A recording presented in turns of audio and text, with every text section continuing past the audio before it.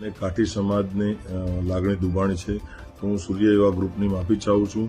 અને નમસ્કાર મિત્રો, જિગ્નેશ કવિરાજનો વિડીયો સોશિયલ મીડિયા પર ખૂબ જ અત્યારે વાયરલ થઈ રહ્યો છે. જી હા મિત્રો, જિગ્નેશ કવિરાજને એક ગીત આવ્યું હતું ગીતનો વિરોધ થયો હતો, જેના કારણે તેમણે કાઠી સમાજ અને સૂરજ ગ્રુપની માફી માંગી હતી. તે જોઈ શકો છો મારા વિડીયોમાં. પણ મિત્રો, આ ગીત કયું હતું?